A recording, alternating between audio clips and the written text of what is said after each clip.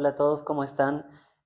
Bueno, el día de hoy vamos a empezar con un primer capítulo de este proyecto que está incentivado por la Sociedad Científica de Estudiantes de Psicología, que es un podcast, ¿no? Donde vamos a recopilar los escritos científicos realizados por los estudiantes de nuestra prestigiosa carrera y vamos a conversar un poco en cada capítulo sobre cada escrito en relación al tema en sí, y como invitados obviamente vamos a tener a los autores, ¿no?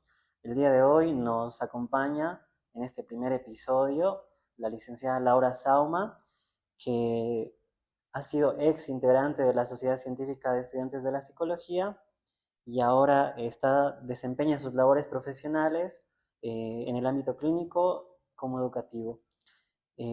¿Cómo estás, Laura? Hola, muy buenos días, buenas noches, buenas tardes, no sé cuándo nos escuchen. Para mí es un gusto poder estar aquí y compartir con ustedes y la verdad emocionada por lo que viene.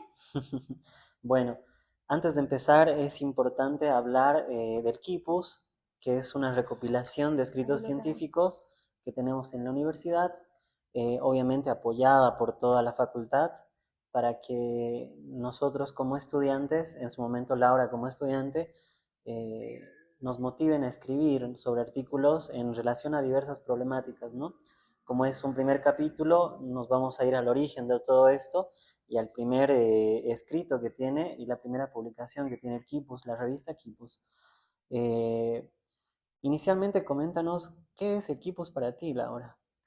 Bueno, fue un proyecto muy interesante. Yo la verdad, lo hablábamos antes, ¿no? Estoy muy agradecida por esa oportunidad que se me dio hace un tiempo ya, porque me parece que ha sido una primera toma, pero también una gran oportunidad para los estudiantes de la carrera de psicología, pero también para la Facultad de Humanidades, ¿no? Porque éramos varios de comunicación, creo que de educación más.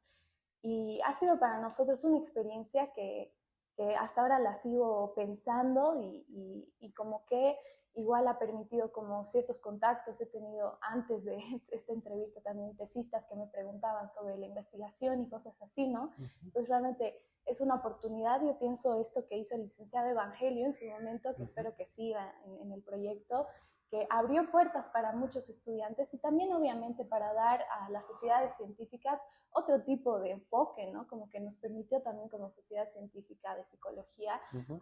hacernos conocer por la carrera y también por la universidad. Súper. Bueno, en este primer número tenemos muchas personas que han escrito. Eh, en esas estás tú, Lau, que Sí, tuviste un apartado de una investigación. ¿Nos puedes contar inicialmente cómo titula esta investigación? bueno, el título es súper largo. La verdad, yo recuerdo que me opuse. Mi aula está vacía, sería como lo principal, pero Uh en -huh. realidad es mi aula está vacía, efectos de la falta del cuerpo presencial en las clases virtuales, desde la perspectiva de los educadores de la Facultad de Humanidades y Ciencias de la Educación de la Universidad Mayor de San Simón.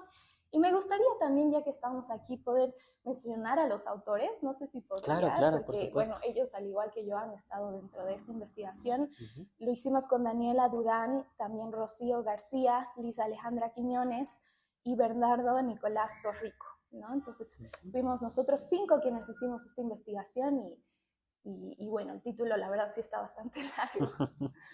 Sí, inicialmente sí son muchas personas que han escrito y nos da esa oportunidad la facultad de no ser uno solo el que escribe, ¿no? Sino Sí. hacerlo en grupo. ¿Cómo fue que ustedes se encontraron para realizar este artículo científico? Bueno, creo que lo inicial es la SOCEPSI, ¿no? Mm, Es un lugar donde normalmente los estudiantes, me imagino que siempre, desde que inició hasta que ojalá nunca termine, ¿no es cierto? Pero hasta el fin de los tiempos, es un lugar donde los estudiantes nos reunimos a hacer diferentes actividades, ¿no? Y tenemos este gusto por la ciencia o por aprender o querer hacer algo más, ¿no es cierto? Está claro. como ese plus, ¿no? Entonces, creo que empezó ahí, ¿no? El licenciado Evangelio lo conocía a nuestro presidente de ese momento y nos dijo, quienes quieran, los que les interesen, mira, Ujú. podemos hacer estas investigaciones y evidentemente fueron fases, ¿no? O sea, la primera fase sería como la inscripción y posteriormente pasas por diferentes momentos donde te van diciendo, está bien tu investigación, puedes continuar, o tal vez esto hay que mejorar para poder seguir, y evidentemente hay plazos, ¿no? Para poder presentar y todo eso, pero creo que ha sido un momento donde, claro, fue durante la pandemia, ¿no? En 2021, sí, aproximadamente cuando empezamos la investigación. Creo que también salió en ese año, no estoy segura, no lo veo, pero, pero es algo así, ¿no? Durante la pandemia fue que se realizaron estas investigaciones, y fue un momento donde todos estábamos desde nuestros hogares, digamos, intentando mantener esto que son las actividades de la SOCEPSI. Claro. ¿No? Y viene esta propuesta, y a nosotros nos interesaba mucho estudiar este fenómeno de la pandemia, y todavía como que estábamos viendo qué posibilidades tenemos de poder hacer, en qué ámbito podríamos hacerlo, ¿no? Y salió el área educativa y dentro de educación superior como una opción, ya que nosotros mismos también estamos viendo y viviendo, digamos, a sangre propia lo que pues, sucedía, ¿no? Claro. Y así, más o menos, fue como pasito a pasito se fue construyendo, y logramos terminar con la investigación. Sí, dirigido a eso, ¿qué fue que los motivó? Porque sí ha sido un momento complicado para todos, porque ha sido un cambio muy drástico. ¿Qué los motivó a ustedes a enfocarse directamente a esta investigación? Si bien el Kipus tiene una temática cada volumen, ¿los llevó a algo en específico tal vez? Creo que en este primer momento fue más abierto. Hay diferentes investigaciones en toda esta primera toma. Si no estoy mal, y no recuerdo mal, no había una temática en específica para la primera, pero sí tenía que ser con la rigurosidad científica y pasar los procedimientos metodológicos, por ejemplo, ¿no? Que me imagino que todos los equipos científicos deben tener. Sí, súper. Ok, háblanos un poco cómo se ha armado esta investigación, no tanto lo teórico y la metodología, ¿no? Sino qué fue lo que hicieron ustedes para armar toda esta investigación que habla un poco de este cambio que pasamos no solo docentes, ¿no? Sino también nosotros como estudiantes en una época muy complicada a nivel mundial. Sí. Bueno, tal vez empezando por eso, ¿no? Hemos vivido una crisis, creo que no solo nosotros como estudiantes, sino toda la población mundial. Y claro, fue un momento donde mientras nosotros investigábamos este tema, lo estábamos viviendo, ¿no? Por eso digo, lo hemos vivido como carne propia, sangre propia. Ha sido un tema que empezó tal vez desde nuestra propia experiencia, para luego buscar generar una investigación desde esta perspectiva metodológica, ¿no? ¿Y qué pasa? Cuando nosotros estábamos en la pandemia, un poco lo hablábamos, ¿no? Comenzó el 2020, un año después más o menos empieza esta investigación, nosotros ya estábamos como que habituados, pero todavía con malestar, ¿no? Claro. Que produce el estar encerrado en la casa sin poder salir a ver los amigos de la universidad, o hasta hacer otras actividades que uno normalmente hacía en su diario vivir, ¿no? Ha sido un corte que representa la cuarentena, que representa la pandemia, los cuidados que teníamos que tener, y claro, toda la falta, digamos, que entró debido a esta situación, ¿no? Entonces, a partir de nuestra propia vivencia, tal vez desde nuestra propia falta, dijimos, ¿por qué no estudiamos un poco qué es lo que está pasando también a nivel de los educadores, ¿no? Y claro, escuchábamos en nuestras clases cómo los docentes nos llamaban, ¿no?